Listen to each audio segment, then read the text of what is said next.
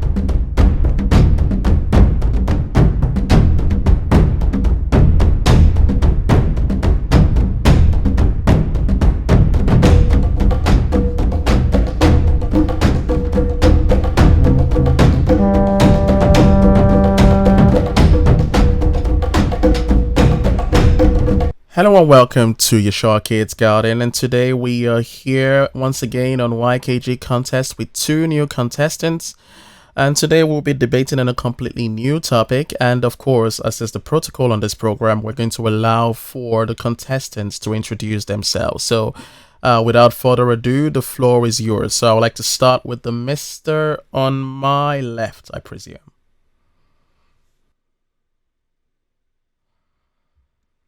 Good afternoon. My name is Elijah John.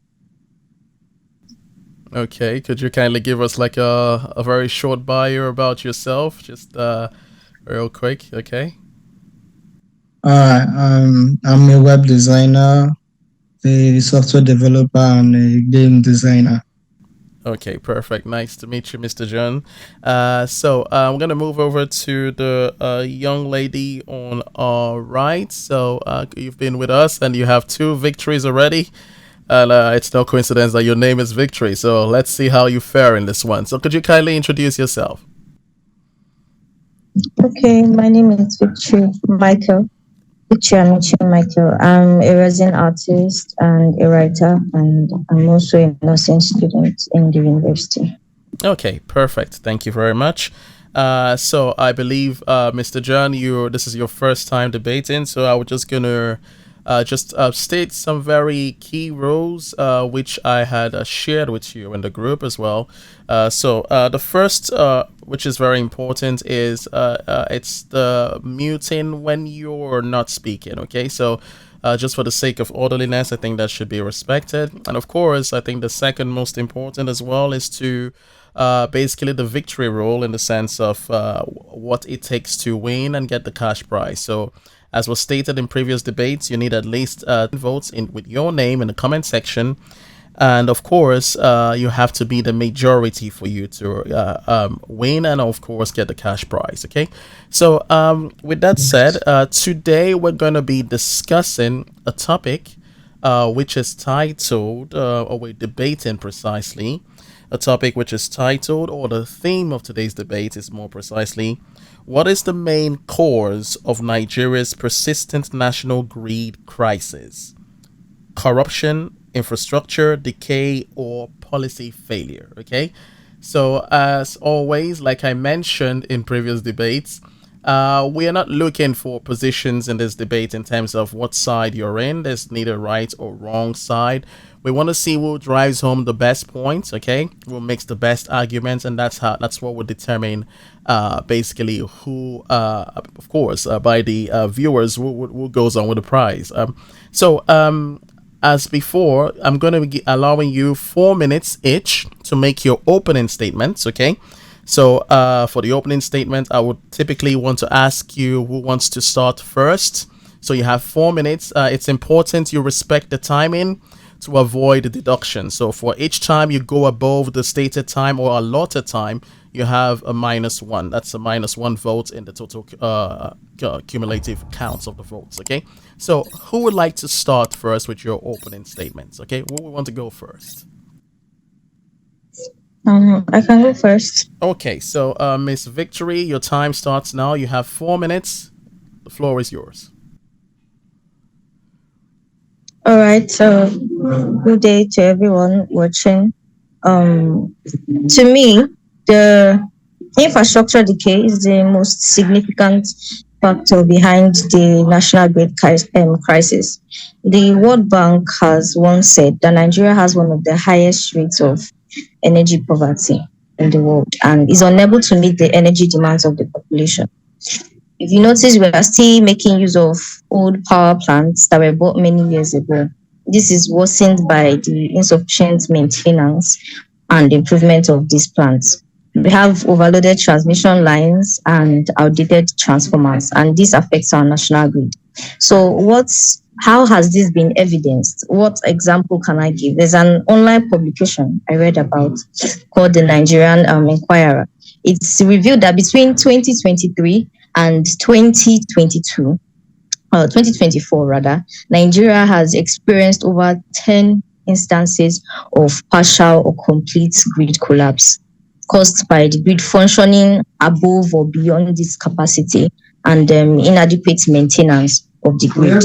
Distribution sometimes rejects load and the electricity transmitted by the transmission companies. So this is caused by poor network distribution and faulty power lines. So if anyone is going to ask me what the main cause or what the main issue is, I'll decide on infrastructure decay, because most of what we've been using to stage our power in Nigeria, the whole of the country, doesn't work. So if that isn't working, there's no how the grid is going to survive. Thank you. All right, thank you very much. You're within the allotted time. So, of course, I'm going to stop your timer now and allow for Mr. John to respond with his opening statement, or to give his opening statement, to be more precise. So, again, the topic is, what is the main cause of Nigeria's persistent national greed crisis? Corruption, infrastructure, decay, or policy failure? So, Mr. John, the floor is yours. You have 4 minutes to respond. All right, I'll start with my opening statement. Since our topic is Nigeria's national grid crisis, first of all, I'd like to give a pure explanation due to showcase and give out a broad topic on what's really our cause. Nigerian national grid has become notoriously unreliable, collapsing repeatedly in recent years. Between 2017 and 2023, our grid has failed over 46 times and 12 times in 2024. Each blackout plunging millions into darkness. Stakeholders blame different causes. Government official sites have obsolete plan and underinvestment and anti-graft agencies. But since we have seen this case flow over the years, within that timeline from 2017 to 2024, One of the major reasons is corruption, and lawmakers are failing to point to regulatory and policies failures. For example, a senator report explicitly lists aging infrastructure, abandoned projects, and regulatory inefficiencies. Among the root causes of collapses, this mix of explanation from bandits attacks to government gaps suggests all three factors play a role and often reinforce each other. Now, Nigeria's major electricity grid power problem has been a thing of the past. It didn't start as of recent. We've had this case since 2013 when Nigeria made the deal to turn from a public power plant to a private infrastructure. Now, here's an example of Nigeria's aging transmission infrastructure. Nigeria power network suffers from chronic hardware decay. Much of its transmission and generation equipment dates back decades and receive inadequate maintenance. The Federal Power Minister and TCN routinely blame blackouts on aged and aging facilities and poor upkeep. Likewise, a Senate energy probe pointed to obsolete transformers and long neglected transmission lines as collapse triggers. In practice, this shows up as repeated equipment faults. For instance, a fire at Afam Generation Station in April 2024 caused an abrupt loss of 330 megawatts and precipitated a national blackout. Chronic fuel problems compound this.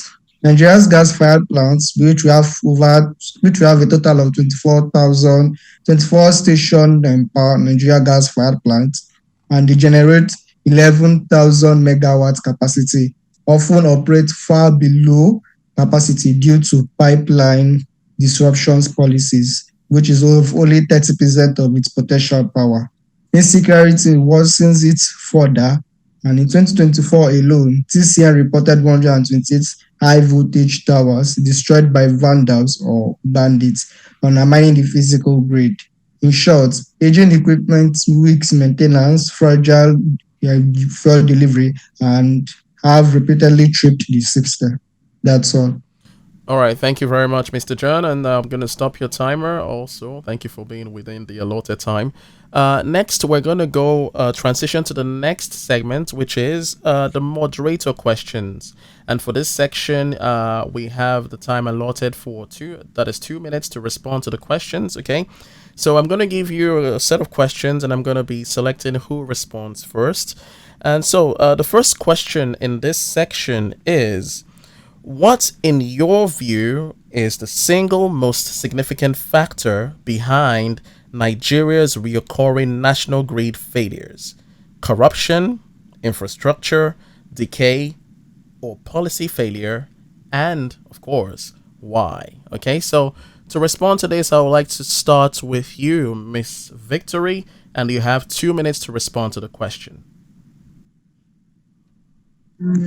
Like I already said, I side with infrastructure. I would still continue to side with it because if there are no infrastructures that are working, then there's nothing corruption and policy reforms can do about anything. You know, before corruption has to take place, there has to be a platform whereby the corruption can take place. What is being argued for, what is being, toyed with, where corruption comes in place. So I'd always side with infrastructure decay because most of the power resources we have in Nigeria are not currently working. And if we had any power resources that would be working at this time, or even if we did not even have at all, then we wouldn't be seeing any cases of policy failure. There will be no policy to make based on any infrastructure. But we have those infrastructures, and those infrastructures are bad. They are outdated. I've given several instances of where the national grid has collapsed all over Nigeria. About 10 to 11 states did not have light for a period of time, and that was really bad. I mean, it's spread across Nigeria, and when such a situation happens, you realize that it's not coming from a particular side of the state. It's on the nation as a whole. Thank you. All right. Thank you very much, Miss Victory. And of course, the same question goes over to you, Mr. John. Do let me know if you would like me to take the question again. It's okay, sir. I understand the question. All right. Perfect. So I'm just going to start your timer and you have 2 minutes to respond. All right. Well, on my own side and point of view on that question, it's quite simple. I will go with policy and regulatory review. Why is that? Because policy and regulatory shortfalls, we have a lot of that. We have faulty policies and regulations have left the sector ill-prepared. For example, the 2020, like I mentioned before, the 2013 privatization intended to fix decades of NEPA era problems is widely deemed a flop because the Nigerian Senate called it a total failure. It plunged Nigeria into deeper darkness. Oversight has been poor. Like ever since we privatized our electricity, it became worse than before. Anti-graft investigators note that in 15 to 20 years, less than 20% of budgeted power projects were ever completed. Like they were never completed, they were dumped. Like every power project we come up with, they never went through with it. Meaning lights and plans remain unfinished, like I said. Premium time summarizes these structural gaps as the policy enforcement difficulty and regulatory uncertainty have dodged the sector. Only recently has leadership acted. The new Electricity Act of 2023 and National Integrated Electricity Policy signal a move away from old centralized model. But until such reforms are fully taking hold, policy incoherence persists. For example, the 2024 emergency tariff. That's all. All right, thank you very much. So I'll stop your timer real quick. So I know both of you have spoken about giving some instances. So the next question I'm going to ask you would allow you to elaborate on those instances. And of course, if you haven't really shed light on those instances, then that question, next question would allow you to do so.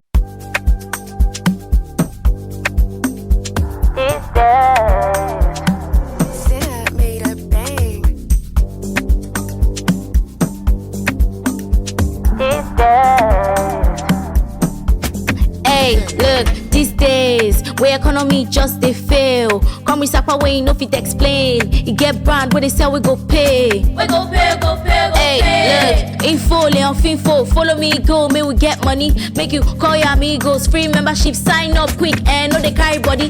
If you buy, if you sell for this website, no commission, no cost for this website. But cool sellers, we go give you good price. And if you know like I'm go the next guy. Hey, no middleman, we go try take your money to do your thing on a solo. If you find anything, if you sharply buy for any location, wait there so. My manana, distress sales.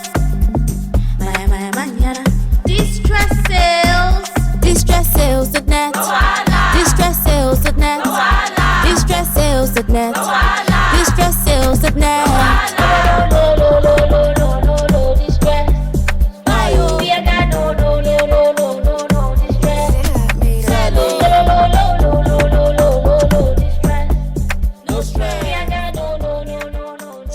Everybody just they dance, they smile for here, man. Like say things they share for this website. Let me go check out this website, man. So the next question is, can you provide specific examples or data to support your position on the main cause of the greed crisis? Okay, so for this response, I'm going to start with you, Mr. John. Your time starts now. All right. I've given few examples, but I'll give another one.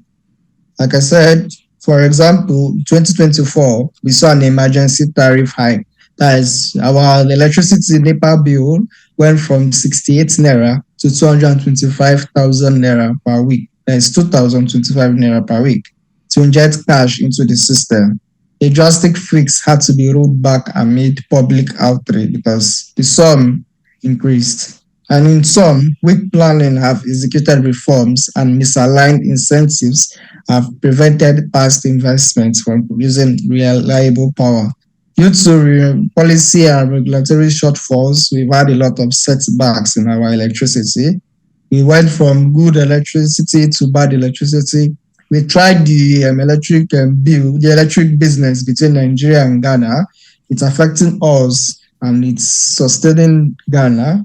It hasn't been well and good for us. That is why the Premium Times called it policy enforcement difficulty and regulatory uncertainty. Like the policy enforcement that was created hasn't been well good and hasn't been well planned. That's all, sir. All right, thank you very much. Of course, Miss Victory, the same question goes over to you. Would you like me to retake the question again? No, I'm good. All right, so your time starts now. All right. So to give examples of supporting my own opinion on why infrastructure decay is the main cause of Nigeria's national grid collapse. We see that between 2010 and 2022, Nigerian experienced over 200 national grid collapses. I'm going to give an instance.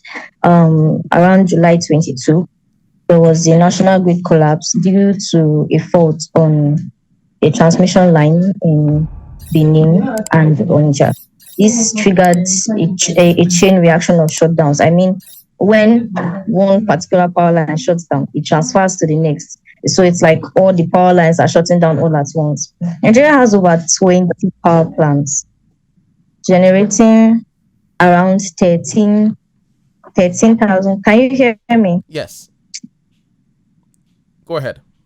You can still hear me? Yes. Okay, so Nigeria has over 20 power plants that generate around 13,000 MW, but only 4,000 to 5,000, which is end users and all of us that live around the urban and rural centers. And this doesn't help power to be transmitted properly or effectively.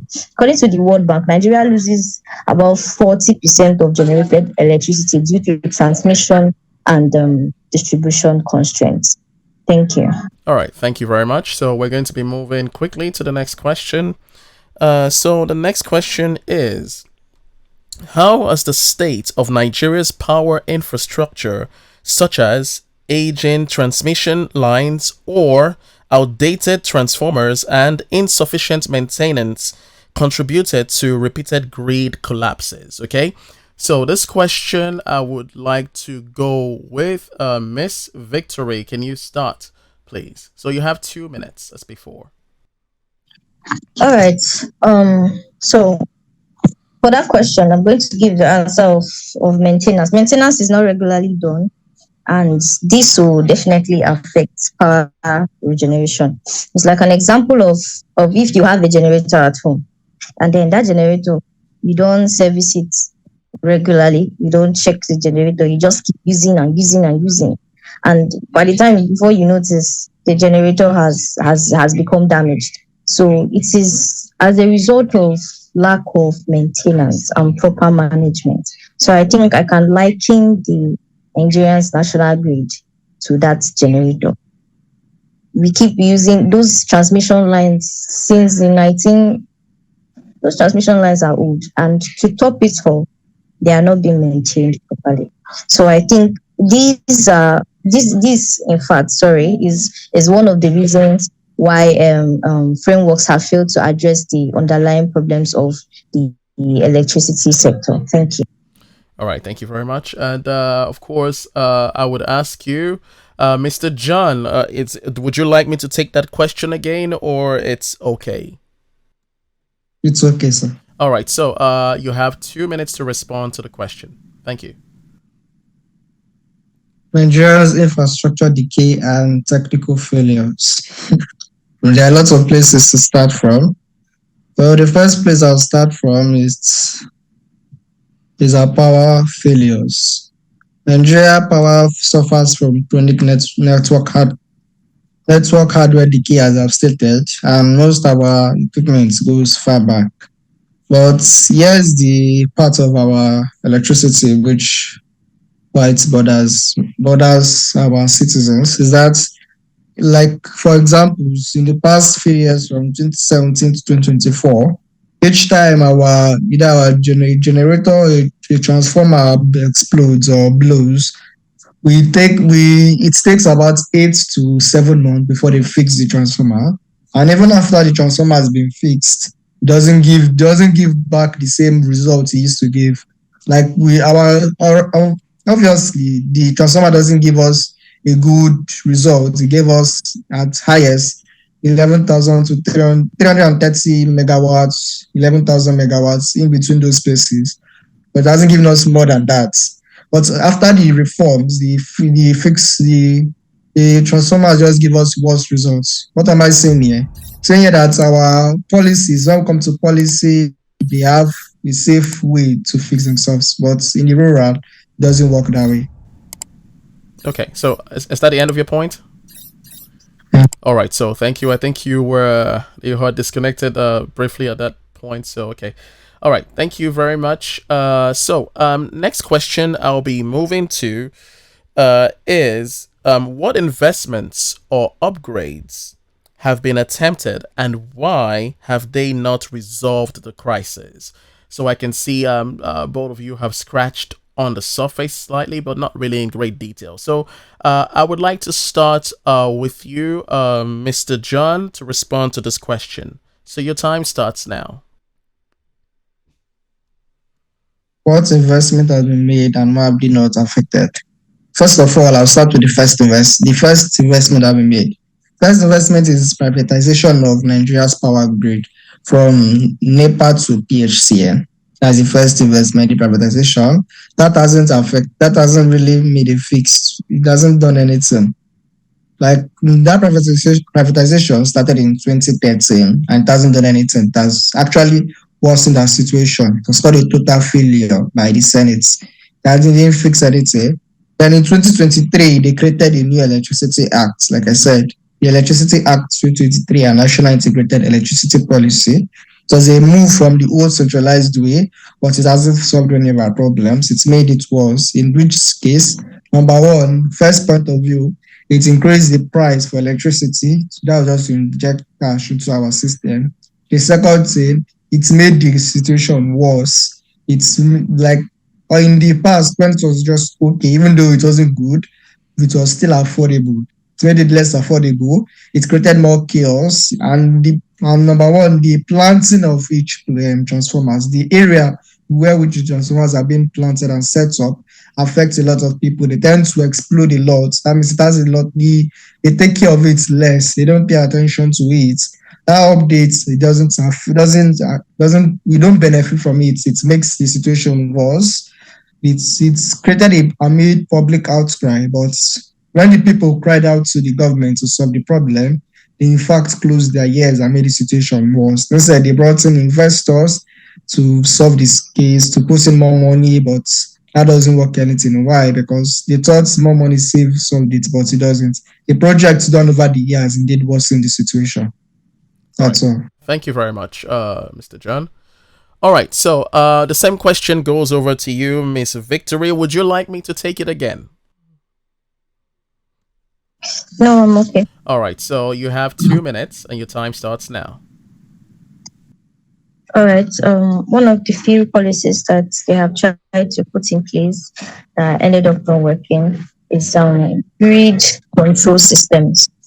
And these grid control systems, they were put in place to reduce the technical faults and improve the grid capacity to carry power loads. Another is smart grid technology that uses advanced technology to monitor the power stability of Nigeria's grid system. So one of the reasons why these reasons why most of these things or policies that were put in place did not work.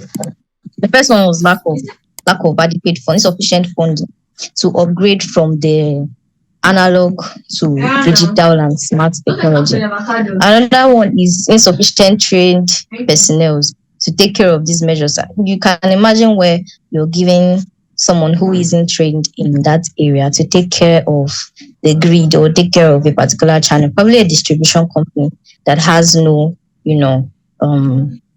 capacity to take care of such matters. They are being given the opportunity to do that. You can imagine what would happen to the grid.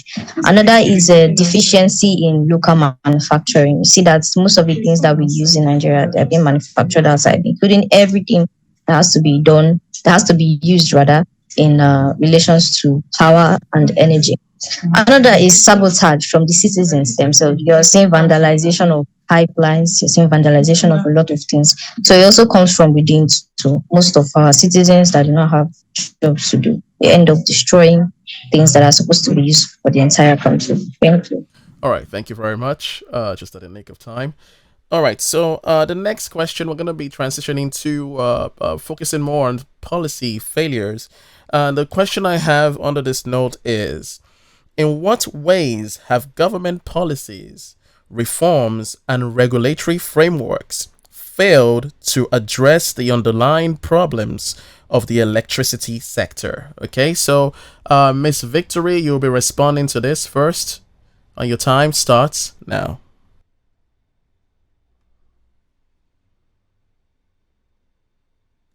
I'm sorry, can you take the question again? I didn't get it. Okay, so let me just restart your timer. I'll just reset your timer, sorry. Okay, so the question is, in what ways have government policies, reforms, or regulatory frameworks failed to address the underlying problems of the electricity sector? Okay, so your time starts now.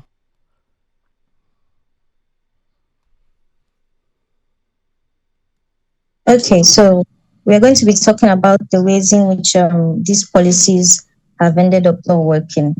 The first is lack of coherent, consistent, and enforced policy frameworks. These are one of the most damaging policy failures in Nigeria's electricity sector. The lack of sustained and enforceable long-term policy direction.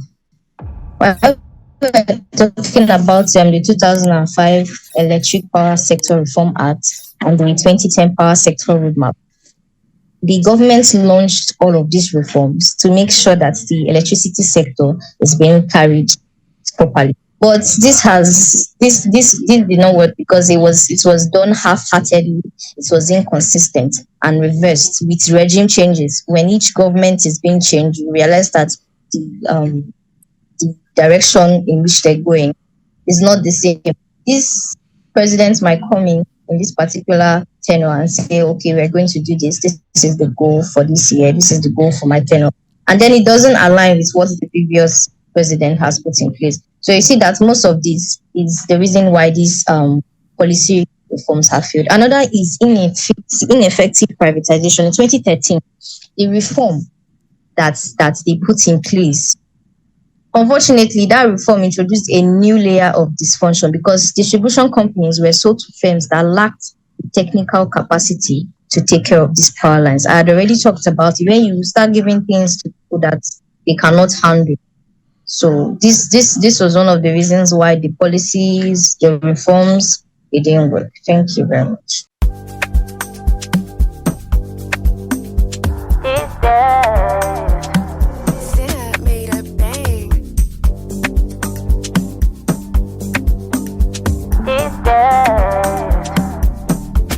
Hey, look, these days, where economy just they fail. Come with Sapa way, no fit explain. You get brand where they sell, we go pay. We go pay, go pay, go pay. Hey, look, info, Leon Finfo, follow me, go, may we get money. Make you call your amigos, free membership, sign up quick, and no they carry body. If you buy, if you sell for this website, no commission, no cost for this website. But cool sellers, we go give you good price. And if you know like I'm go the next guy. Hey, no middleman, we go try take your money, to do your thing on a solo. If you find anything, if you sharply buy for any location, where you there, so my manana, distress sales. My manana, distress sales. Distress sales.net. Distress sales.net. Distress sales.net. Distress sales.net.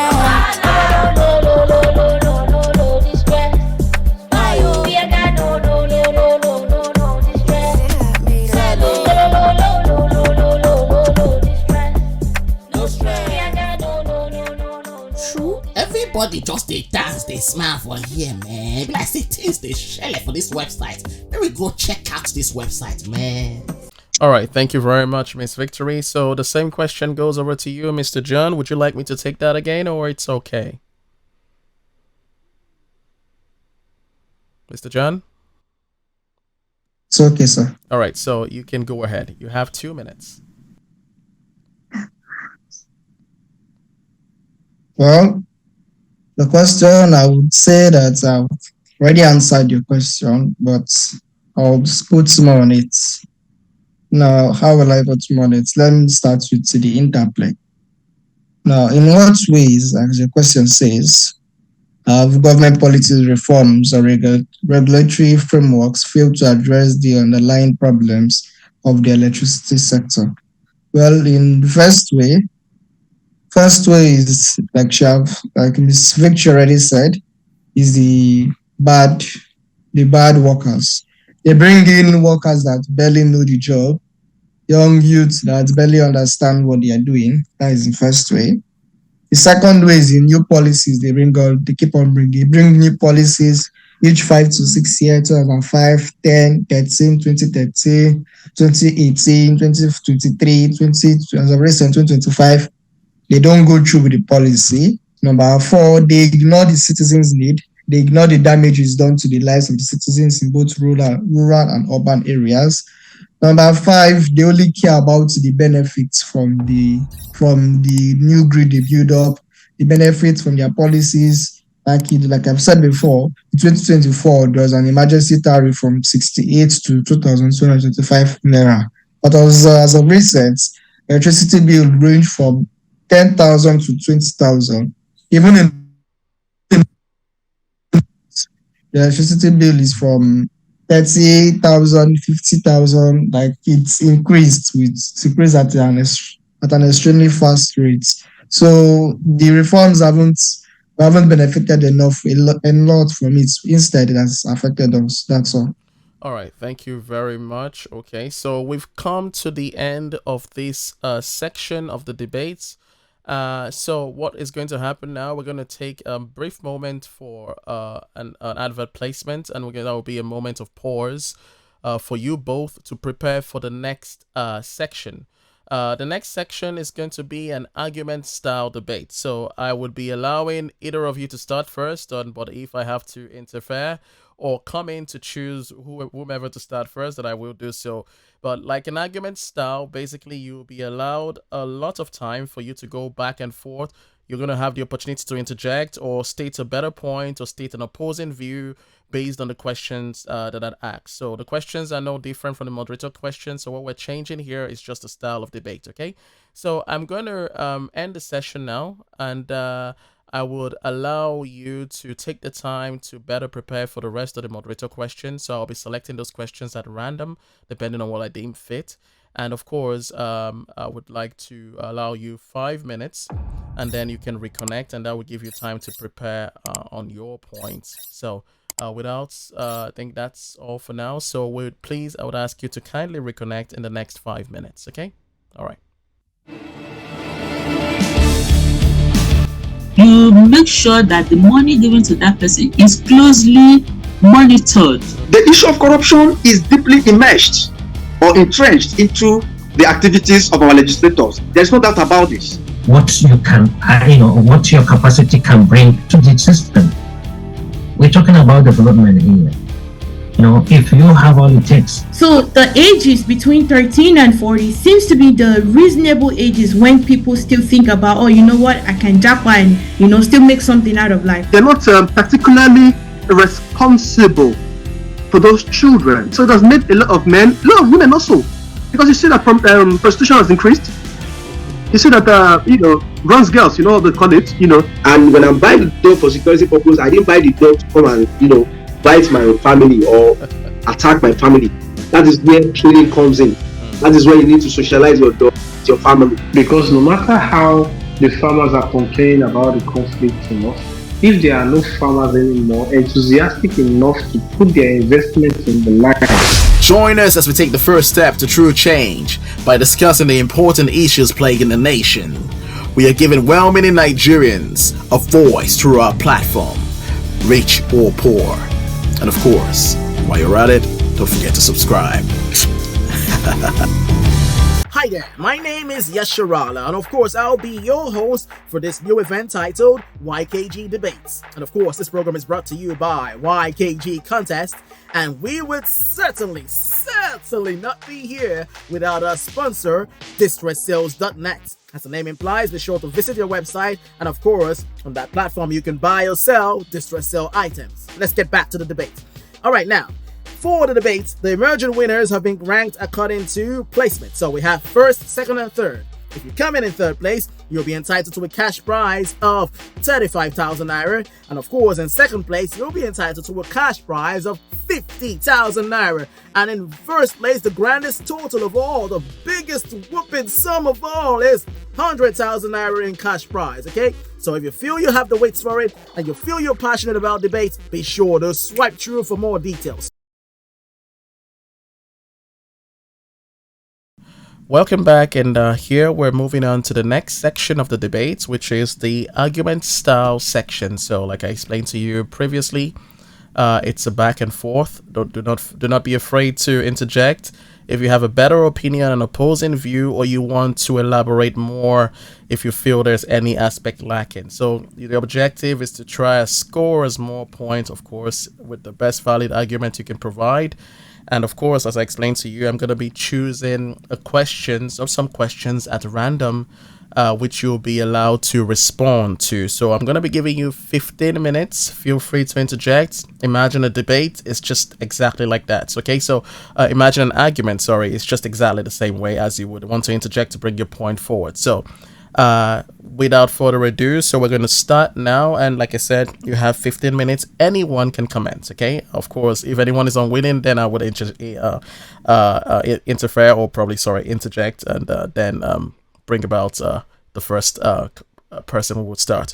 All right, so let's start now. So we start now. Okay, so to what extent, so the first question is, to what extent are these would say these three causes, okay, corruption, infrastructure, decay, and policy failure, interconnected or mutually reinforcing in the context of Nigeria's greed crisis? Okay, so anyone can start, or else I'll have to select from the both of you.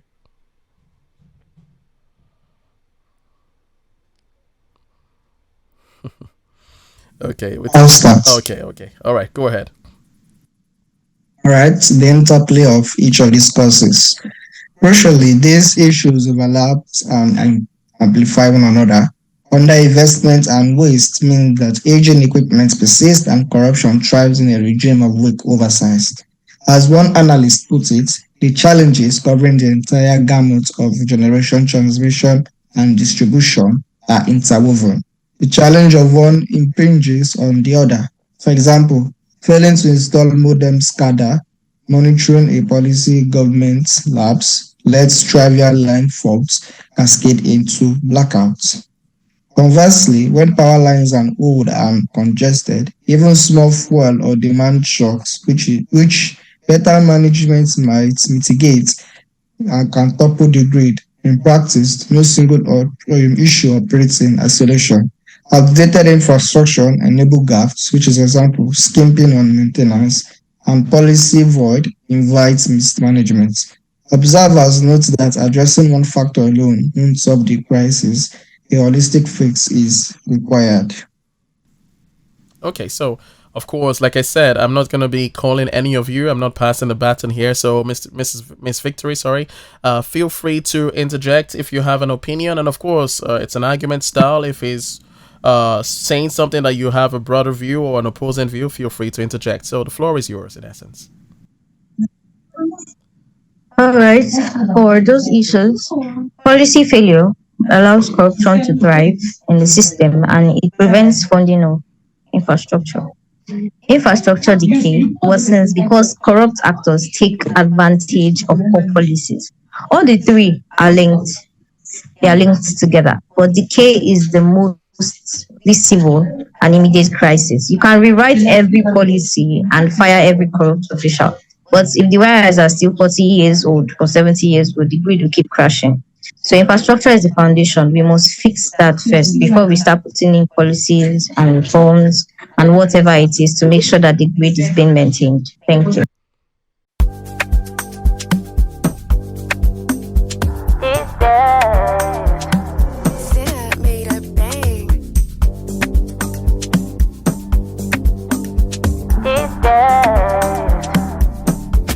Hey, look, these days, where economy just they fail. Come with Sapa way, no fit explain. You get brand where they sell, we go pay. We go pay, go pay, go pay. Hey, look, info, Leon Finfo, follow me, go, may we get money. Make you call your amigos, free membership, sign up quick, and no they carry body. If you buy, if you sell for this website, no commission, no cost for this website. But cool sellers, we go give you good price. And if you know like I'm go the next guy. Hey, no middleman, we go try take your money, they do your thing on a solo. If you find anything, if you sharply buy for any location, where you there, so my manana, distress sales.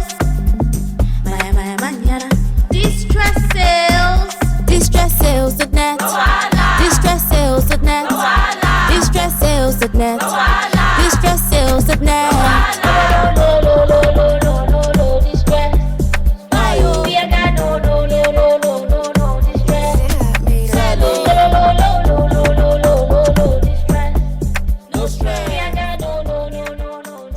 Everybody just they dance, they smile for here, man. Like say things they share for this website. Maybe go check out this website, man. Okay, so do you have any further positions on the subject, Mr. John? And she says infrastructure is basically the foundation of this. So do you have, based on what she says, any opposing views, or would you like to elaborate, or you do have any comebacks for that? You're muted, Mr. John. I don't have any opposing views to that. Okay, all right. So I guess that's it for this question. Okay, no oppositions. Okay, Miss Victory, any additions, or you're good? Can we move on to the next question? Miss Victory, can you hear me? Yes, I can. Okay, yes, so we can move on to the next. Okay, perfect. So I'm just going to stop the timer here, and so the next question I want to ask the both of you is, what concrete steps would you prioritize to achieve lasting stability in Nigeria's national grid? Okay, so it's open to either of you to commence. The time starts now.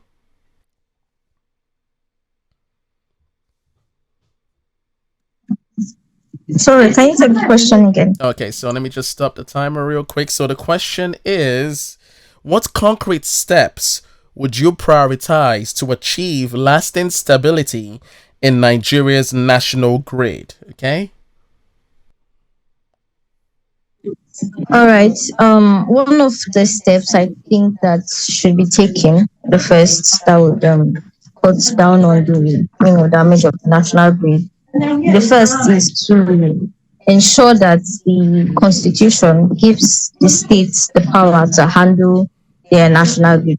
Let's say in the country now, the national grid is being handled by the government. It is concurrent and not exclusive. If it was exclusive, so, then each state I would ask you to restart. I mean, just a few seconds ago, if you can restart from that point, because there was a slight interruption. Yes. Okay. I said that if you look at the grid, the national grid, the handling of the national grid, it is concurrent and not exclusive. What do I mean by that? The grid is being handled by the government, that is from the presidential or executive presidential area. But each state do not have the opportunity to handle or maintain their own grid. Let's say River State has their own power grid. This other state has their own power grid. Every state has their own power grid. Now, what does this help to do? This helps to, clear the paths for it. So I see you had an issue with your connection there. Can you hear me, Miss Victory? Yes, I can. All right. Can you just kindly summarize what your point, and then we can allow for Mr. John to respond. Oh, okay. So the summary of my point is Nigeria should move away from over centralized structure of national grid. Let the states be given the power to handle their own power sector. Thank you. All right. So, Mr. John, do you agree with what Miss Victory said? Or do you have any views? Of course, your own opinion on the subject as well. Yes, I do agree, but at the same time, it might be false to what she said. In the sense that, first of all, she said, let the state handle its own power grid. Yes, that's advisable. Like in Nigeria, a total of 12 to 14 states handle their own power grid. Example, Akwa Ibom, Abuja, Lagos, Rivers, Cross River, Imo. They handle their own power grid. Now, what I mean is that to handling a power grid consists of a huge budget. Such budget whereby even if the state uses its own money to manage it, they will ask for money from the Senate. And in such instances, the Senate takes time to produce the finances for such grid to be managed, thereby causing the same solution, the same problem we're trying to solve in the first place. So my own step to stability is, first of all, modernize and maintain the grid. As upgrading monitoring equipment is critical, and monitoring and equipment is critical. Upgrade the monitoring of the grid, the equipment used to manage the grid, like she stated, the wires, like changing policy and fixing the grid doesn't work if the wires are 40, 60 years old. As changing those, it's a better one step we can take. The industry experts emphasize completing the new SCADA, that is real-time control system, and expanding it across the network. More broadly, Nigeria needs sustained investment in transmission lines, substations, generation maintenance to end chronic outages. Another state is we can also diversify our supply of energy. We always need a power grid. We can bring in stakeholders to urge a major push into renewable like solar energy, wind energy, and hydro energy, a small hydro energy, supplements the aging grid, and distributed solar, for example, for local loads and reduce strain of the national network. We can promote decentralization and mini grids, like she stated. Like instead of having just one grid in charge of everyone, we can promote mini grid given to small states, localities, or private groups to establish these microgrids. Like I stated, the point of the finance. The state can use its own money to finance it, but when they go into the Senate, to ask for money, the Senate might take time. But if we bring in stakeholders and bring in private groups, these private groups working hand in hand with the state, with governments, and with local areas, and push this through. This will have a huge benefits to everybody. And there's microgrids and regional networks. For instance, one proposal would amend this constitution, so state governments can generate and transmit their own power, feeding any surplus back to the central grid. Similarly, consumer advocates propose a decentralized grid of hybrid systems, renewable plus energies under state control of boost resilience. So another point I can give is, in short, we just need to modernize combined with decentralization. Like solar mini grids and embedded renewables is widely seen as a path to a more reliable network. We can also go to the point of strengthening governance and financing, which is a major point. Which is lasting stability requires clear policy and financial reforms, removing bad policy and removing corruption from the table. That is a huge step for a better network problem, better stability for electricity. Ensuring transparent procurement and quality standards will prevent the substandard materials corruption identified by the EFCC. Like I stated, removing corruption from the table. That is, if we ensure the transparent procurement and quality standards of each of these, of the policy of the finance is going through for this the new policy, for this equipment, for this fixing, for this grid, the maintenance, this and that. If we make sure that there's no embezzlement, the funds go through if used for the proper rights, the proper needs for what it's meant to be used for, and we work hand in hand with EFCC, it will reduce corruption. Power traffics and funding must also be adjusted so utilities can afford upkeep. Utilities in this case is the citizens in rural and urban areas. And even in urban areas, there's still people that can't afford it. So reducing the tariffs will greatly and highly benefit a lot of people. And many experts say cost-relative reflective tariffs and better billings are long overdue. Exactly. They are long overdue. In most advanced countries, most advanced, like in China, most advanced, there is electricity bill, but it is affordable. Like in Japan, in the Asian part of the world, and the most European part of the world, the electricity bill is affordable. And here, in what sense?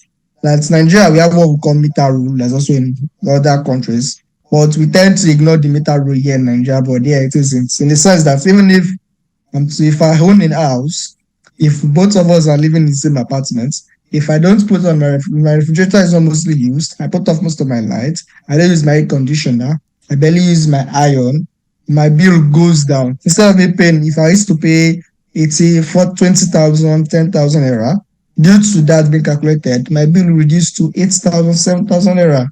The tariffs reduce it using the meter grid to check how I used it and how much electricity I used. That will greatly improve Nigeria. It is being implemented, yes, but it is not implemented properly in Nigeria. It is being misused, it is being mistreated, it affects a lot of lives. People that use it instead of benefiting from it, their lives are being affected and impacted on it. Miss you can come in at any time, because if he monopolizes the time, that impedes on your chances of stating your arguments, because I think I stated that rule at the start, so you can feel free to come in at any time. I don't mean to interject, but I just want to remind you, because once the timer is off, we'll have to transition to another question. Go ahead, Mr. John. Improve regulation with NEC, empowered to enforce performance with help attract credible investors. In sum, prioritizing grid upgrades and smart decentralization. Now, in the past, what I've stated before, I've mentioned NEC and I've mentioned SCADA. Now, NEC in this sense is Nigeria Electricity Regulation Commission. That is NEC. And SCADA in a power system means supervisory control and data acquisition. If we improve our supervisory control and data acquisition, it will help our Nigeria. So, yes, that's all for now. Okay, thank you very much for that. So I think we're just going to wait for Miss Victory to come in again. Hopefully she does. Okay, she's back.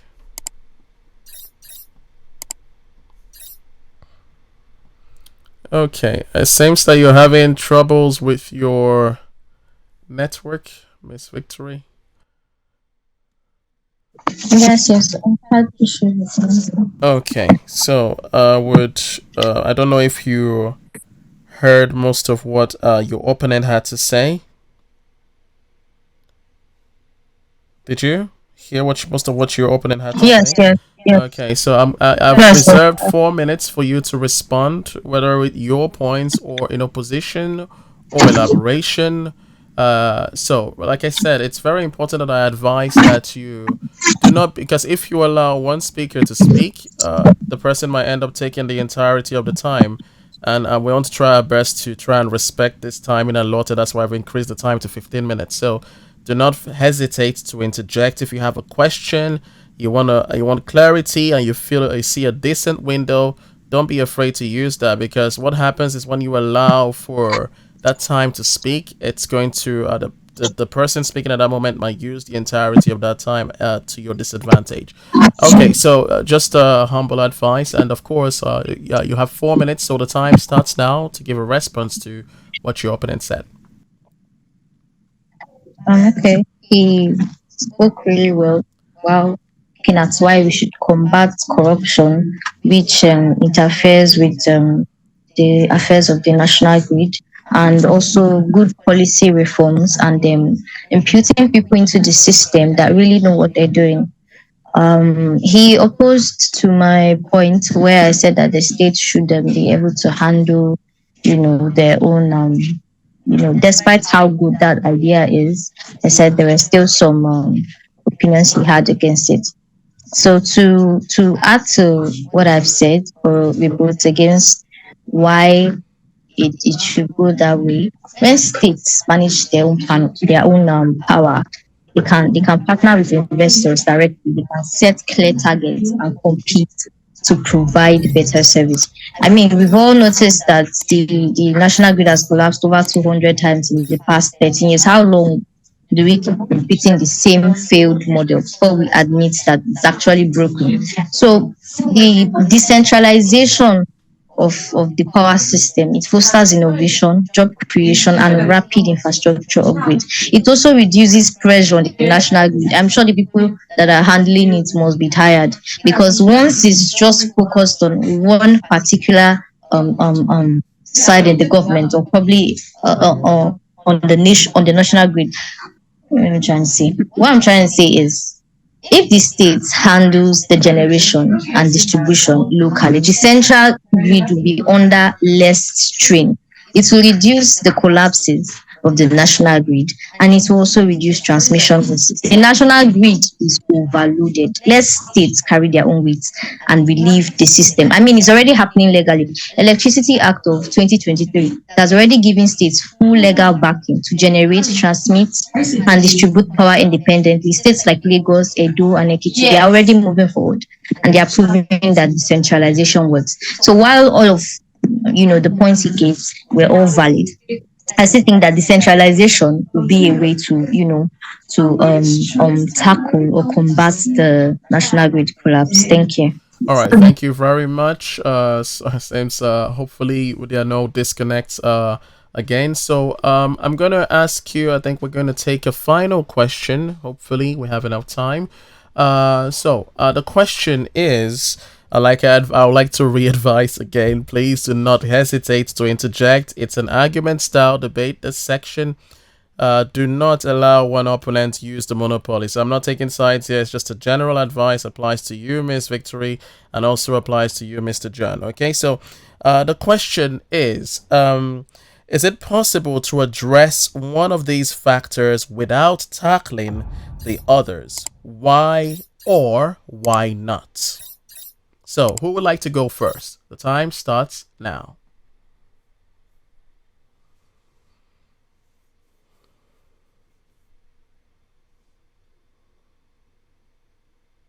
No one? Okay.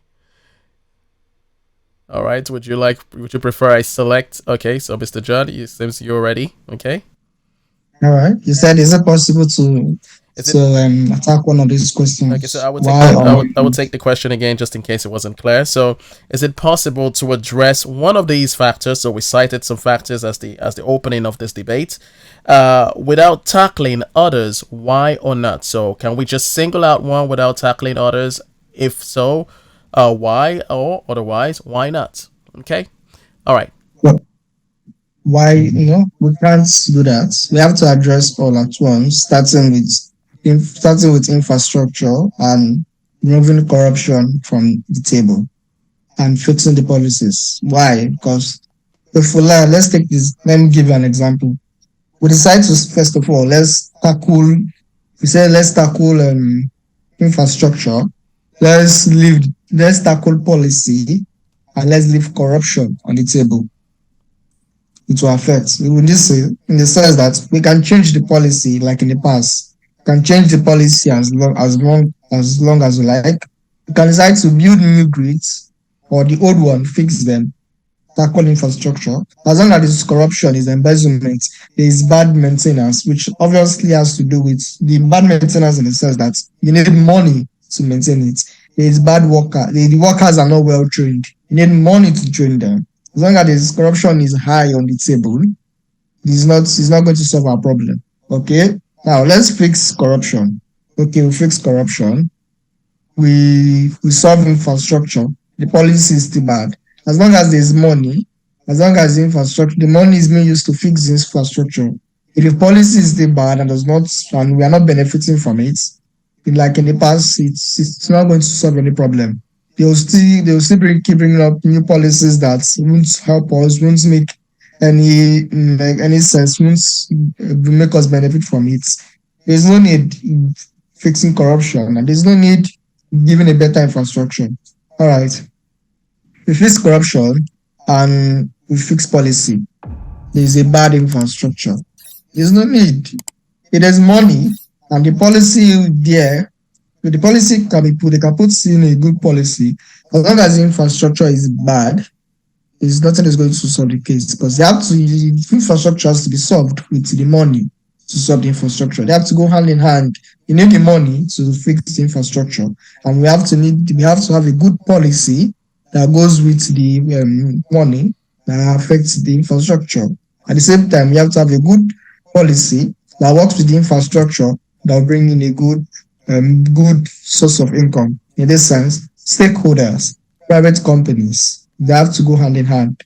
The decentralization can work, given as we bring in, like I said before, we bring in stakeholders, bring in private groups to work hand in hand with the PS. They work hand in hand with each state, work hand in hand with each governor.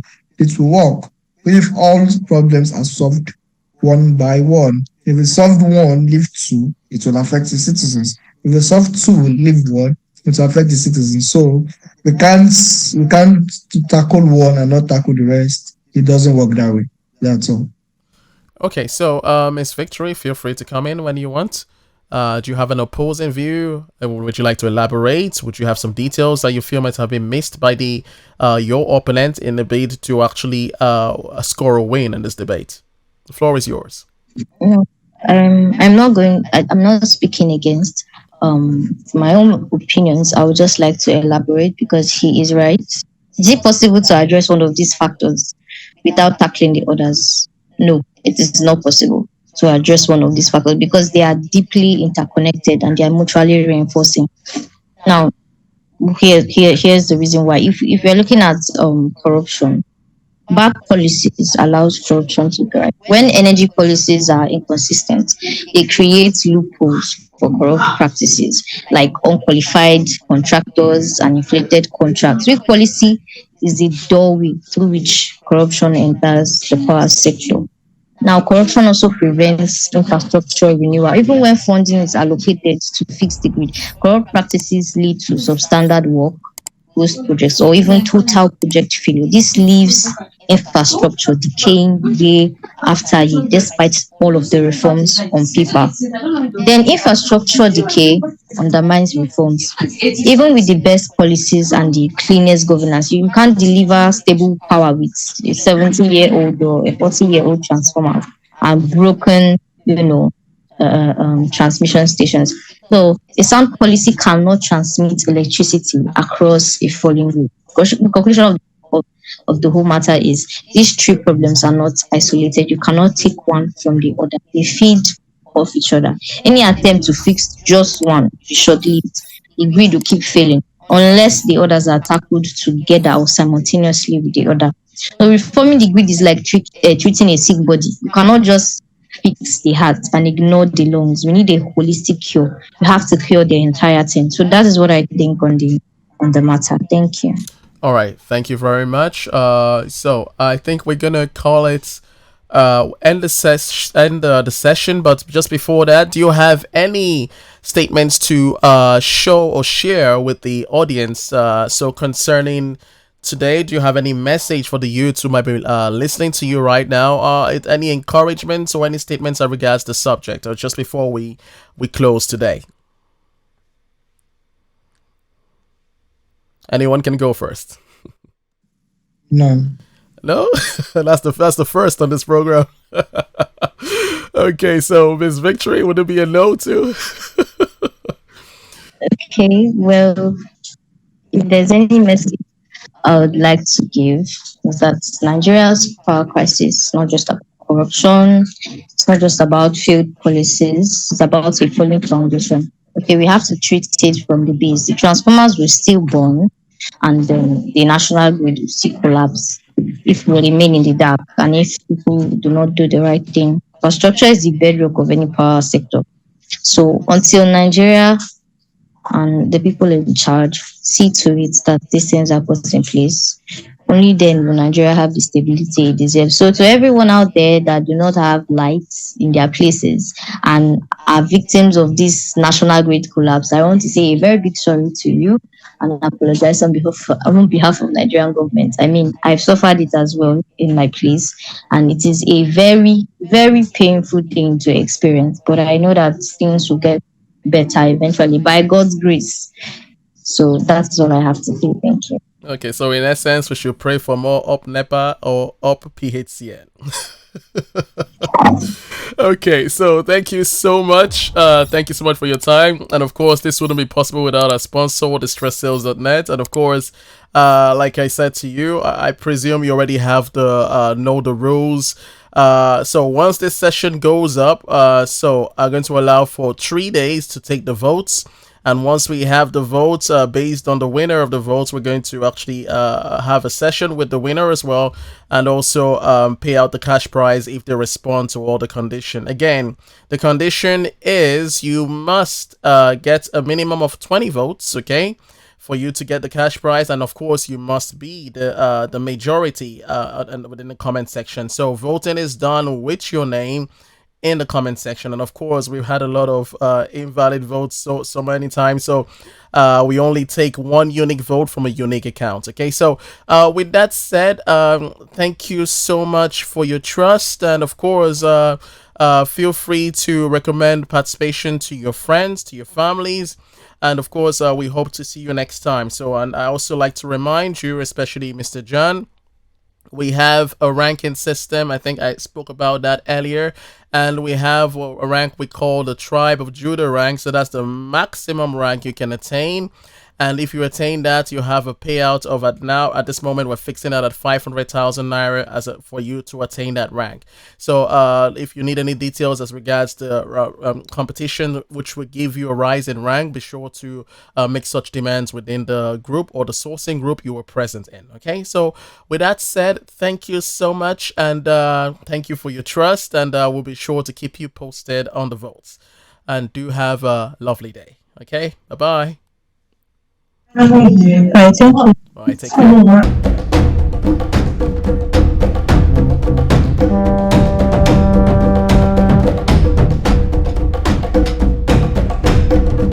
Hello and welcome to Yashar Kids Garden. This is YKG Contest, and today we're here for a quick catch-up with our last debate, Victor. So as usual, we'll ask you to kindly reintroduce yourself, and we would like to know what it was like during the debate. What was the experience like for you, of course, after your introduction? So the floor is yours. All right. Good day, everyone. My name is Ibrahim Abdullah Ibrahim. I am a student, and I currently based in Abuja. Honestly, how the experience of the debates for me, I would say, was really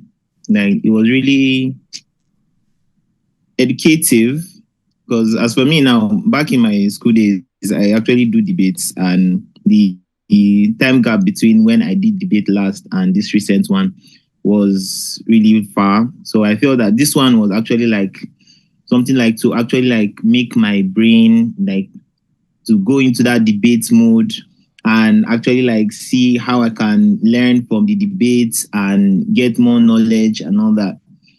Honestly, at first I was kind of tensed based on I didn't know how. I don't think I've done an online debate before, but I've done offline debates. But I was really like kind of tensed. But I think what I just did was I went ahead and like watched previous debates and saw how the whole thing was like, how the process was like. And I think that gave me like some insights to what I should expect. So for me, after like, once I did that, then I think I felt a little bit relieved. Then when we entered the whole debates, my opponent was actually really enlightened. He was experienced, because I think he's based in Lagos, and where the point he was giving was actually based in that area he's staying. And overall, the whole thing was it was actually educative. It was a nice experience for me. Thank you. All right, thank you very much. So we make it a habit to ask if you actually received the payment as promised, and of course, this is just for legitimacy purposes and for those who have doubts, of course. So let us know what the payment process was like. Did you receive it? Did you receive it on time? Were there any hiccups? So let us know what it was like for you. I was even expecting. Okay, I was expecting to receive the money like the next day, like after the whole debate had closed, the voting had closed. I was expecting to receive it the next day, but I think within the next hour, I had received the payment. Okay, so thank you very much. That's very important for us because I know some people, there's a lot of scam, a lot of issues and of trust, and definitely would like to know if encourage people with their testimonies. Okay, thank you very much for that. So we also have a few more questions for you, and afterwards we'll let you go. We want to know what the would you say, based on your experience, is there any need for improvements, or do you feel the program is well packaged as it is? If you were to recommend, or would you say there's any need for improvements or anywhere we're lacking as regards the program? Or what do you have to comment on that? Okay. Really, for me, the whole process is actually a good one. The whole process is a good one. I don't think there is any issue. I don't think there's any issue with the whole thing because the time allocated is a fair time. The moderating of the whole thing is actually on a fair level. No side is being no one is being sided, and everything. The whole process is actually good and fine. I think the whole program is good to go. Okay, that's very pleasant to hear. So far, we've not had any complaints or any. That's very. It feels very good. So I think we're going to also have another question for you, and as we typically ask the previous contestants. So, is there any angle, or will I say, any topics you would like for us to treat in the future? Do you have any ideas for topics that will feel will be of more interest? And I'm also, if I'm not mistaken, I think. I don't know if you've been able to see our teenage debate program as well, and I don't know because we have also teenage debate sessions. Do you feel there's anything you can recommend also for the adult side and also for the teenage sides? Do you feel there are any topics that will be more engaging, and you would like to see in the near future? I think a topic I'll go with is. Maybe if we can dive into corruption, like corruption that's on school, like corruption in schools. Because I recently got a news of one of my former schoolmates saying that she was actually planning on reading law. She was planning on reading law. Her JAM score was actually good. Her GSC, this certificate exam was all right. It was very good. And at the end, when she applied for that what they gave her was, I think, history and diplomatic studies. So she went further saying that maybe when she gets to 200 level, she will change. So I feel like that whole situation should be discussed and looked into. Okay. I think that's a very interesting take because we've actually discussed corruption. I think that was one of our very first topic, but we didn't actually go into the sections of corruption. And I think this would make a very interesting topic because we have definitely a variety of corruptions on different directions on this level when it comes to admissions and going into schools. Okay, so we had just two more questions. I hope I don't forget the last one. The next question, would you feel that was the experience for you, was it good enough for you to say, hey, you would like to recommend this to other people? And just to double on that question, how would you advise youths like yourself? Would you encourage them to come into this program and also participate? And what would you have to say to them in general? Okay, honestly, after I experienced the whole thing and saw that everything was actually good, I think I reached out to two other people I reached out to two other people who actually like saw the debate and said that they would be interested. And I told them that yes, that honestly the whole experience was actually a good one, because I think they watched my own debating. They said that wow, that they really like this thing. That how can they go about it? That can they also register? I was like, yeah, sure. That I'll walk them through the process. So I explained how everything went, and I think by now, Seth, they should have joined. I think by now they should have joined. I think they're in the teenage section. Yeah, they should be in the teenage section. Two of them. Okay, so that's very good, and we thank you for that referral. So, do you have any more to say on that? No, not really. Right. Okay. But yes. But is there like a chance for like what do they call this like a recontesting? Yeah, definitely. Like we told you, there is always. I think we mentioned that in the group, maybe not to you specifically. You can always recontest if you like, and well, at this moment, we tend to prioritize new entrants. But of course, we can pair them up with people who have already contested. So contesting is not limited. And as we also tell people in the group that we also have a ranking system, so meaning that we encourage people to recontest, and also we make use of a first come first basis, of course, while still prioritizing new entrants. So if there's ever an avenue where we have one new entrant and we do not have somebody who is a new entrant to contest, then we can now pair you up as a priority with that new entrant. So definitely, if you be sure to obviously make the mention in the group if you would like to want us to take you or schedule you on future debates, because we have a ranking system, and that was also one of the things I wanted to talk to you about. I don't know if I mentioned that in the previous debate. So we are still working. This is what we talked to a teenage contestant and telling him that we are trying to attribute certain perks to certain ranks. Okay, so you're not just debating, you're going to be attaining badges, ranks, and also bragging rights for the year.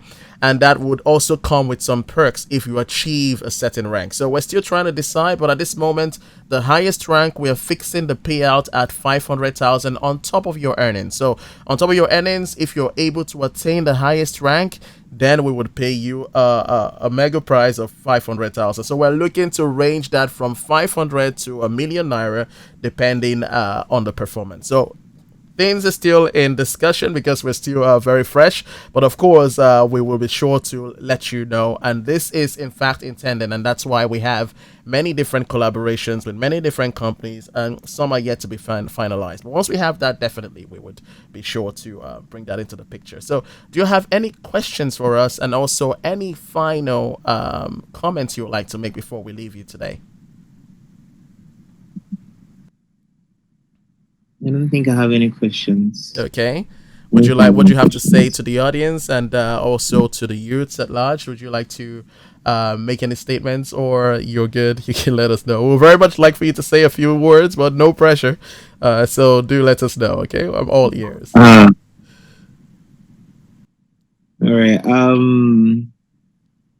Okay, to the youths and teenagers watching, let's see, YKG contest.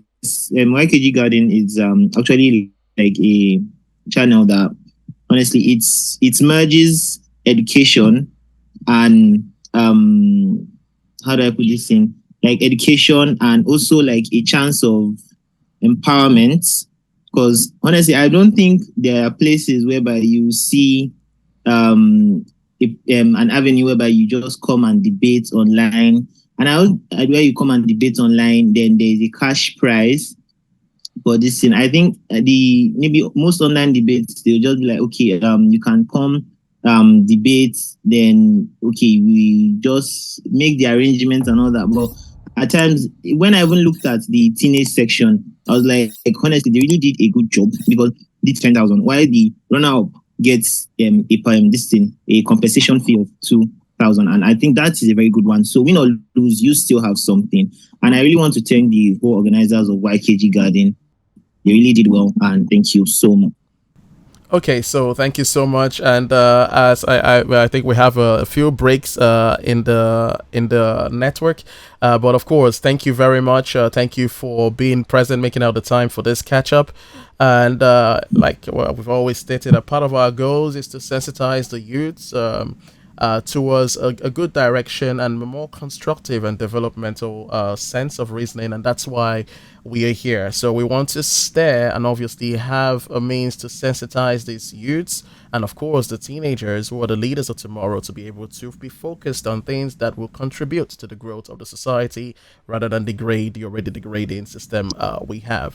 So we're trying to fix the issues, and we thank you for your confidence and your trust. It takes a lot to trust a random advertiser on social platforms. So we thank you also for being here and also taking out the time once again.